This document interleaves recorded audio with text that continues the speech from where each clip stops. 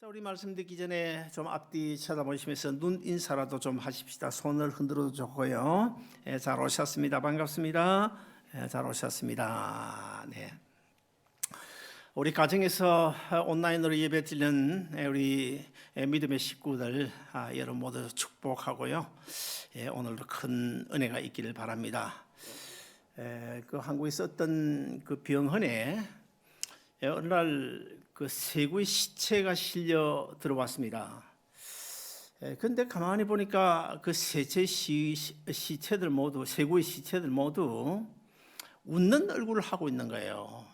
그래서 그 시신을 검사하는 그 검시관이 물었습니다. 아니, 어떻게 죽은 시체들이 다 웃고 웃는 얼굴을 하고 있는 것입니까? 하고 물었더니 대답하기를 첫 번째 시신은 1억짜리 복금에 당첨돼 가지고 너무 좋아서 흥분하다 그만 심장마비로 죽었습니다. 그리고 두 번째 사람은요, 자기 아들이 전교에서 1등 했다는 소식을 듣고 그냥 놀래 가지고 절대로 1등 할 수 없는데 1등 했다는 소식을 듣고 놀래 가지고 그냥 죽었습니다. 그러면 세 번째 사람은요, 그랬더니 대답하기를 세 번째 사람은 벼락을 맞아 죽었습니다. 그래요. 아니, 벼락을 맞는데 왜 웃는 얼굴을 하고 있는 것입니까? 그러니까 대답하기를 벼락이 치니까 사진 찍는 줄 알고 김치 하다가 그랬대요. 그동안 요즘에는 코로나 바이러스 때문에 우리 교회 방문하는 주위에 목사님들도 많지 않고 또 외부에서 오는 분들이 많지 않지만은 그동안에 우리 아름다운 동산교회를 방문하신 목사님들이나 주위의 손님들 또 처음 오시는 분들 그분들의 이야기를 들어보면 아름다운 동산교회를 이름 누가 지었느냐고, 어쩌면 이렇게 예배 분위기나 친교실 우리 교회 분위기가 그 이름 아주 잘 맞느냐고, 교인들을 보니까 얼굴에 기쁨이 넘치는 것 같다고, 정말 아름다운 교회로 느껴진다고 그런 칭찬이 자자했습니다. 그럴 때마다 담임 목사인 저는 그냥 어깨가 우쭐하죠. 기분이 참 좋고요. 자, 오늘 본문 4절에 보시면 주 안에서 항상 기뻐하라, 내가 다시 말하노니 기뻐하라 하고 말씀하고 있습니다. 그런데 이 짧은 한 구절의 말씀을 우리가 분해를 해보면 아무나 기뻐하라고 말씀하지 않아요. 주 안에서 기뻐하라. 무슨 말입니까? 정말 내가 예수 믿고 구원 얻었냐, 내가 영원한 생명 얻고 구원 얻은 하나님의 자녀라면 예수 그리스도로 인해서 기뻐해야 되지 않겠느냐. 어떻게 늘 그렇게 인상 쓰고 죽을 상을 해가지고 그렇게 했느냐. 그 인상 좀 펴라, 기뻐하라, 그런 말입니다. 그리고 또 뭐라 그럽니까? 간혹 한 번씩 기뻐하라, 그렇게 말씀하지 않고 항상 기뻐하라, 그렇게 말씀하고 있어요. 자, 그러면 우리가 어떻게 해야 이 기쁨의 삶을 살 수 있을까? 오늘 본문에 보시면 이 사도 바울이 쓴 내용인데요, 우리가 기뻐할 수 있는 그리스도인의 삶의 자세를 한 두 가지로 구분하여 우리에게 설명하고 있습니다. 첫째는 간용을 베풀면서 살아야 기쁘게 살 수 있다고 말씀하고 있습니다. 우리가 인생을 사는 동안에 기쁨을 잃어버릴 때가 언제입니까? 물질의 부족함 때문에 기쁨을 잃어버릴 때도 있고, 또 비즈니스가 잘 안 될 때도 그렇지만은 사실 가정이나 교회나 인간관계 속에서 갈등을 빚을 때, 인간관계 속에서 빚어지는 그 갈등이 우리의 기쁨을 빼앗아가는 경우가 많이 있는데요. 자, 오늘 본문 앞서 4장 2절을 보시면 사도 바울이 이런 말로 권면을 하고 있는데 우리 다 같이 한번 읽어보시겠습니다. 시작. 내가 유오디아를 권하고 순두계를 권하노니 주 안에서 같은 마음을 품으라. 여러분, 이 빌립보서 누가 쓴 겁니까? 사도 바울이 썼습니다. 어디서 썼습니까? 로마 감옥 안에서 썼습니다. 자, 오늘 본문 앞서 4장 2절을 보시면 유오디아와 순두기라는 사람이 나오는데 이 두 사람 다 여자인 것 같습니다. 어쩌면은 짐작컨대 이 두 여인은 빌립보 교회의 여성교회 회원들이 아니었을까 그렇게 조심스럽게 짐작이 되고요.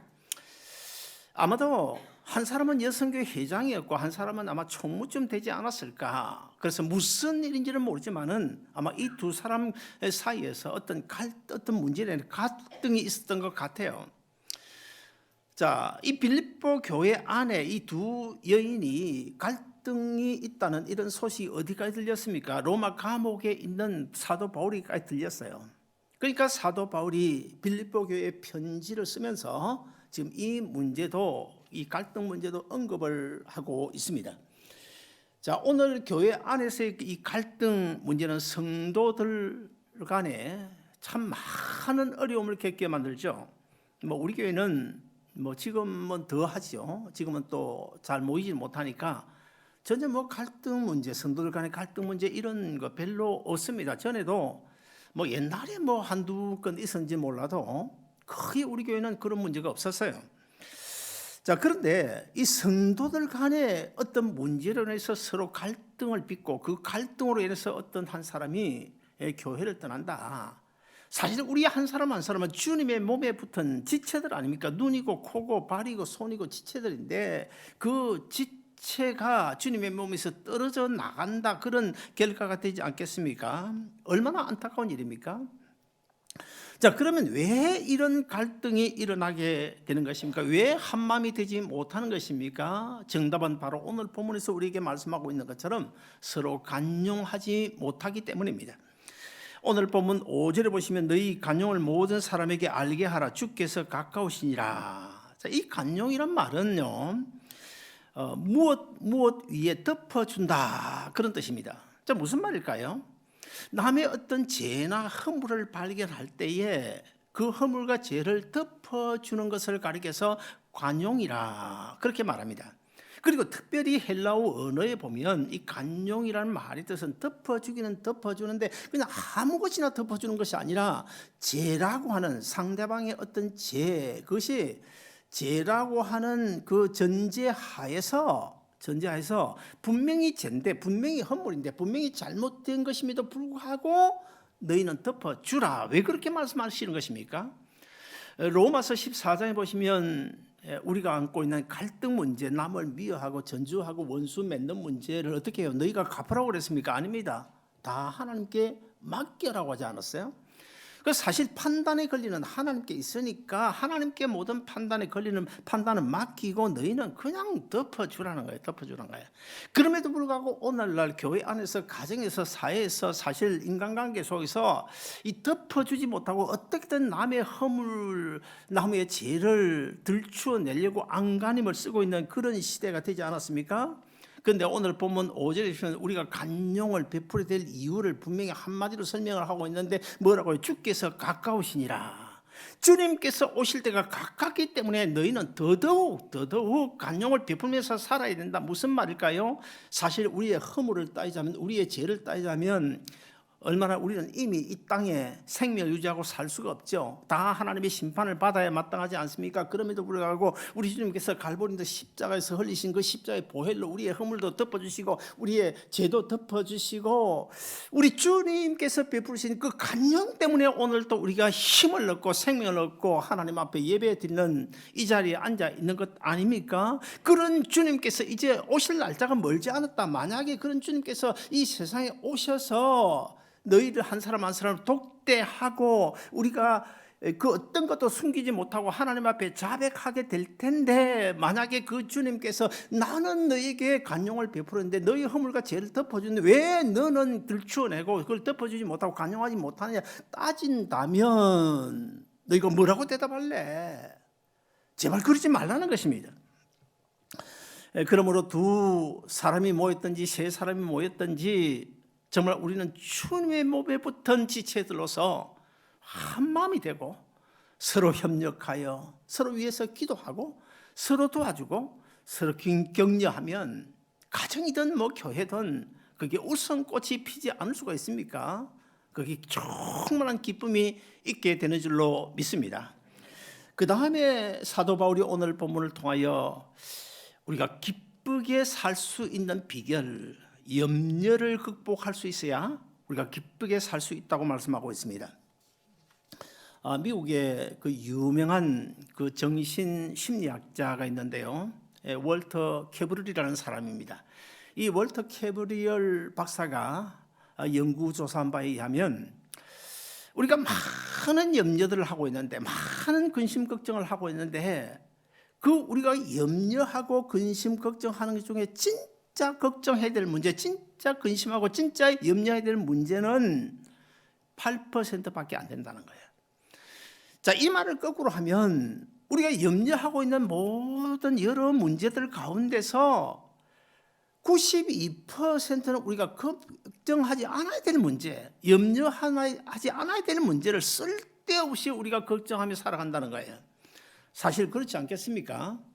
우리가 염려하고 걱정하는 이 문제가 진짜 우리가 100%다 염려해야 될 문제라고 한다면은 어떻게 될지 이 사회가 아마 엉망진창이 될 것입니다. 그럼에도 불구하고 우리가 어제 염려하고 일주일 전에 염려하고 근심 걱정했던 거 뭐 한 일주일 지나고 나니까 한 달, 두 달, 6개월 지나고 나니까 다 사라졌잖아요. 다 사라졌잖아요. 세월 지나면 하나님께서 해결해 주시든지 아니면 어떻게든 간에 그 염려, 근심, 걱정은 다 사라지게 되어 있는데, 쓸데없는 일에 염려하고 근심, 걱정하기 때문에 너희가 기쁘게 살 수가 없다, 그런 말씀입니다. 이 염려라는 말은요, 본래 그 뜻이 이 마음이 둘로 나뉘어지는 상태를 이야기합니다. 무슨 말인가 하면 생각이 복잡해지고 마음이 흐트러지는 상태, 이것을 가르쳐 이야기하고 있는데, 그러면 우리가 어떻게 이 염려를 극복해야 할 수 있을 것인가? 오늘 본문 6절을 보시면 그 답이 나오는데 우리 같이 한번 읽어보실까요? 같이 읽습니다. 시작. 아무것도 염려하지 말고 오직 모든 일에 기도와 간구로 너희 구할 것을 감사함으로 하나님께 아뢰라.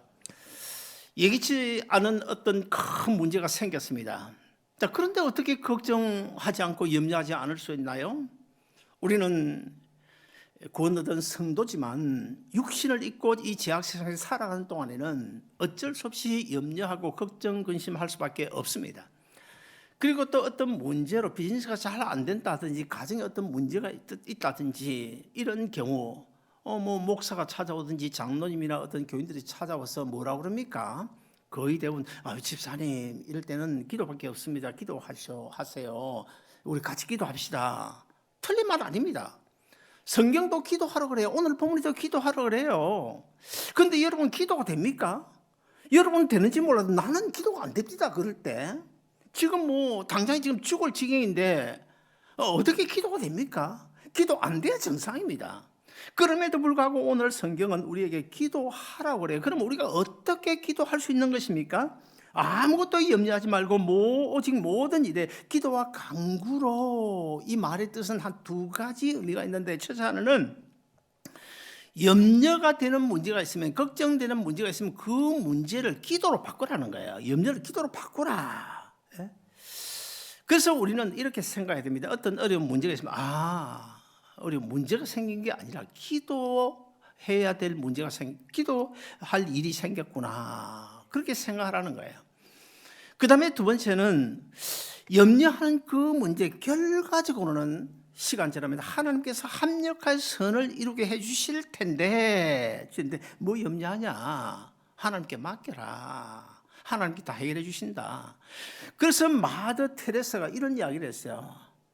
아주 유명한 이야기를 했는데, 마더 테레사는 어려운 문제가 생기면 이 어려운 문제가 아니라 이것은 하나님께서 반드시 해결해 주실 테니까 바로 하나님의 선물이다. 그래서 그분은 아주 조그마한 여자인데요, 어떤 어려운 문제가 있으면 하나님 오늘 또 선물 주셨네. 하나님이 오늘 또 선물 주셨네. 어제도 주시더니 오늘도 주셨네. 그렇게 넘어갈 수 있었다는 것입니다. 여러분, 혹시 이런 체험 해보신 적이 있습니까? 어떤 어려운 문제가 생겼습니다. 자, 그럴 때는 우리가 간절히 기도해야 되겠죠. 하나님 앞에 간절히 기도합니다. 그런데 하나님의 응답이 없어요. 문제도 해결되지 않습니다. 여전히 그 문제 그대로 있습니다. 그런데 뭔가 이상해요. 여전히 그 문제 그대로 있는데 전혀 해결될 기미가 보이지 않는데 어쩌면 그 이 문제가 점점 더 커져가고 있는데 그럼에도 불구하고 이상하게 내 마음에 평안이 넘치는 거예요. 갑자기 평안이 넘치는 거예요. 그래서 걱정이 되지 않고 두렵지도 않습니다. 나도 모르게 감사가 나오고 찬송이 나옵니다. 이런 체험 여러분 아마 분명 해보셨을 거예요. 자, 왜 그렇습니까? 문제가 그대로 있는데 왜 갑자기 마음의 평강이 그냥 평안이 넘치고 걱정이 안 되고 왜 그런 거예요? 그 답이 오늘 본문 7절에 있는데 지각에 뛰어나신 하나님의 평강이 그리스도 예수 안에서 우리의 생각과 우리의 마음을 꽉 붙들어 지켜주시기 때문에 그렇다는 거예요. 여러분, 이 평강이라고 하는 것은 다른 말로 하면 하나님의 빛이라고 말씀할 수 있죠. 그리고 또 염려는 뭐라고 비유할 수 있을까요? 염려는 사탄 마귀의 어둠이라고 볼 수 있습니다. 자, 어둠이 가득 차 있는데 빛이 오게 되면 그 어둠은 순식간에 그냥 쫓겨 도망갈 수밖에 없죠. 우리 마음속에 빛이신 하나님의 평강이 성령님을 통하여 우리에게 들어오게 되면 우리 마음속에 생각 속에 가득 차 있던 그 염려, 근심, 걱정 이런 것들이 어떻게 해요? 어둠이 빛에서 쫓겨나 물러가듯이 사라져버리고 내 마음속에 어떻게 해요? 평강이 가득 차 자리를 잡게 되는 거예요. 자, 그렇게 되면 어떻게 해요? 내가 언제 걱정했지? 내가 언제 그 문제를 염려했지?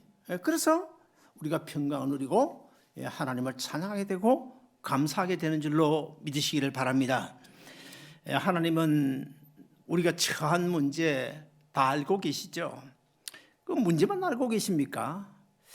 내가 왜 이런 어려움을 당하는지, 왜 이것 때문에 고심하고 있는지 그 모든 거 다 알고 계십니다. 알고만 계십니까? 우리는 하나님을 임마누엘이라고 그래요. 우리와 함께 계시는 분이시다. 그저 하나님이 함께 계시는 분이십니까? 아닙니다. 제가 가장 좋아하는 것이 임마누엘인데요. 임마누엘의 뜻이 뭡니까? 제가 누차 이야기를 드렸습니다. 임마누엘은 그저 소가 강 건너 불구경하듯이 그냥 가만히 서서 보고 있는 것이 아니라 함께 있는 것이 아니라 내가 처한 어려운 사정 알고 계시고 내가 고통당하고 있는 그 현장 우리 하나님께 보고 계시고 너무 힘들고 어려워서 하나님 앞에 울부짖는 내 고통스러운 그 신음소리까지 듣고 계시면서 나와 함께 계신 하나님이 바로 임마누엘입니다.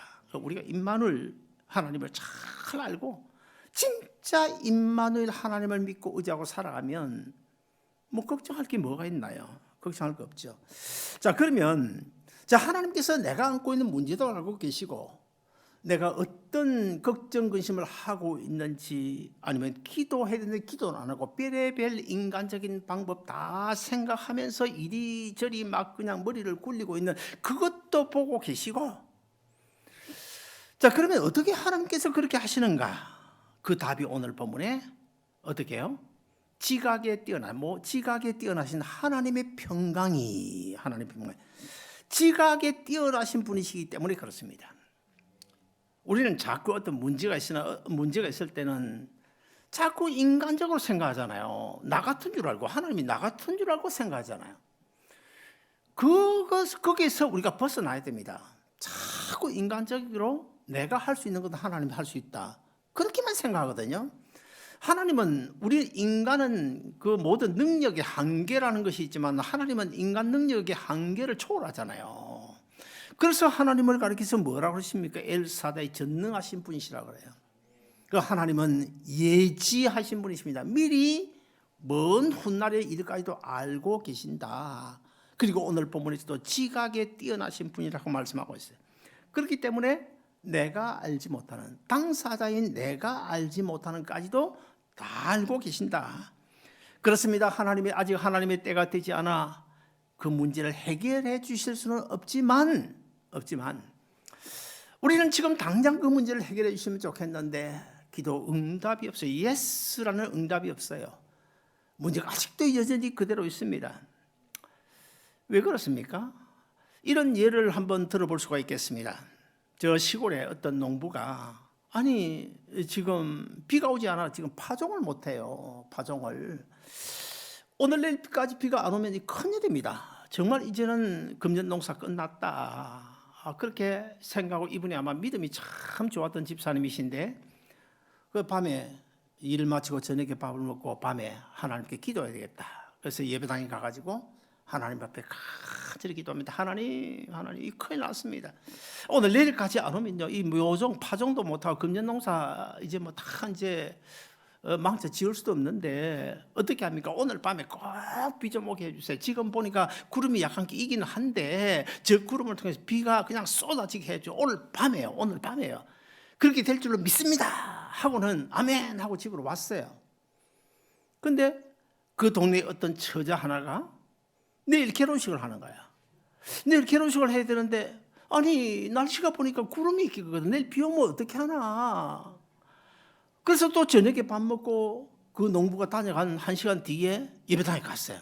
예배당에 가서 하나님 앞에 하나님 다 알고 계시죠? 내일이 어떤 날입니까? 내 일생일 때에 한 번 결혼한 날인데 내일 비 오면 어떻게 합니까? 절대로 내일 비 오면 안 됩니다. 자, 그러면 이 처자도 믿음이 보통 아니잖아요. 믿습니다 하고 아멘하고 갔는데 그 농부도 믿습니다 하고 아멘하고 갔는데 그럼 하나님 누구 말을 들어줘야 돼요? 누구 말을 비를 오게 해야 됩니까? 비를 안 오게 해야 됩니까? 물론 이건 하나의 뭐 지엽적인 예에 불과하지만은 우리의 삶의 현장에 하나는 몰라도 우리 하나님은 이것이 언제 해결되는 것이 가장 너에게 좋다. 지금보다는 1년 후가 좋아. 지금 이거 해주면 넌 교만해져. 조금만 기다려. 왜 조금 기다려? 이럴 수 있지 않겠습니까? 그래서 지금 해결해 줄 수는 없지만 한 달 후, 6개월 후, 1년 후에 그 문제를 해결해 주실 때 그 때를 가리켜서 우리는 카이로스의 때라고 그러는데 그 문제, 나를 향한 그 문제가 해결될 그때 하나님이 예정하신 그때 그 카이로스의 때까지 그냥 놔주면 큰일 나겠다. 왜요?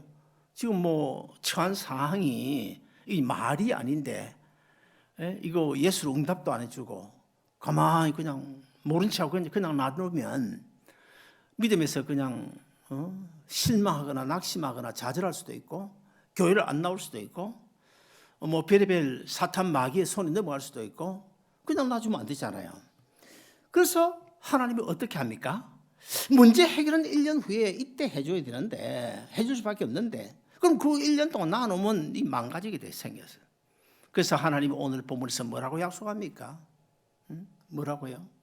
지각에 뛰어나신 하나님 나 여호와의 평강이 나 하나님의 평강이 너희 마음 흐트러진 너희 마음 염려하고 있는 너희 생각 그래서 꽉 붙잡아가지고 넘어지지 않도록 믿음에서 흔들리지 않도록 실망하거나 좌절되지 않도록 한 1년 문제 해결 그때까지 기다릴 수 있도록 평강 가운데 기다릴 수 있도록 평강으로 염려, 근심, 걱정 다 쫓아내고 지켜주신다 그 약속이에요.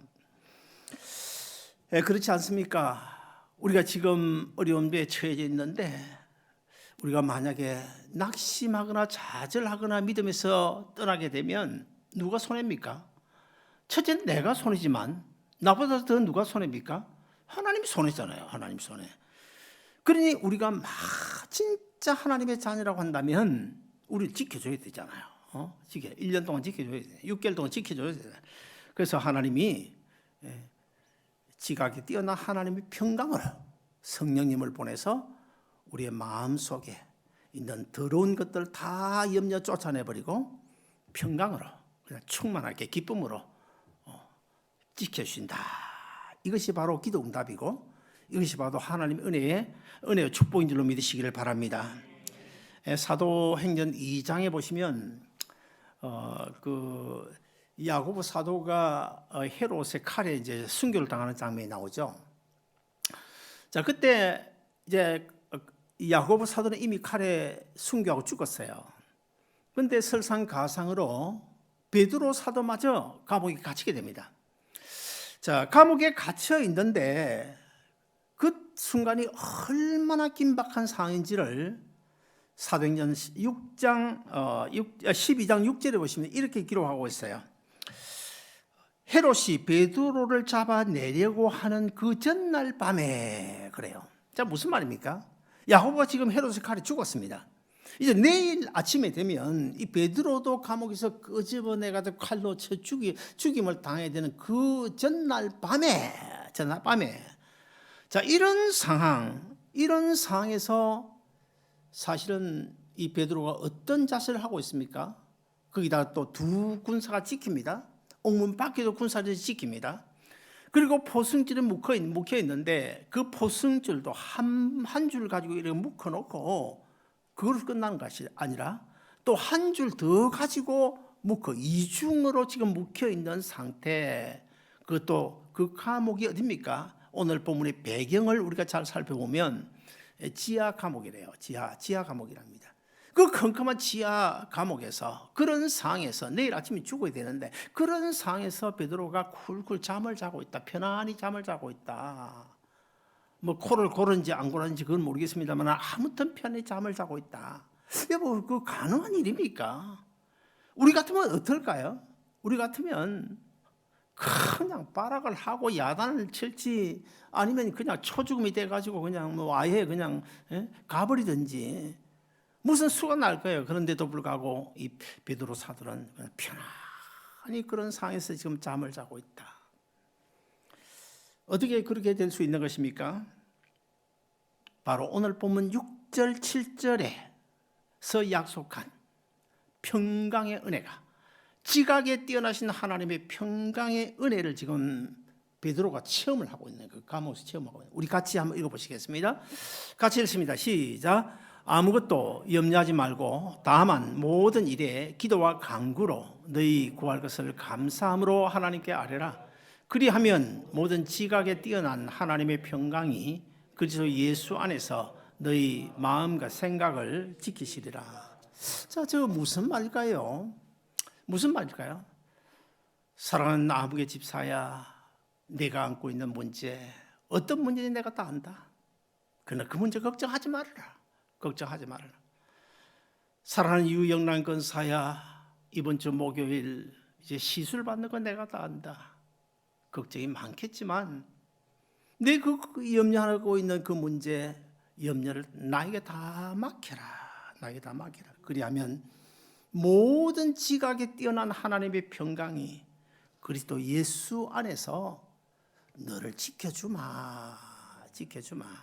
우리 아마 유권사님 목요일 수술할 때까지 아마 평강 누리며 지낼 거예요.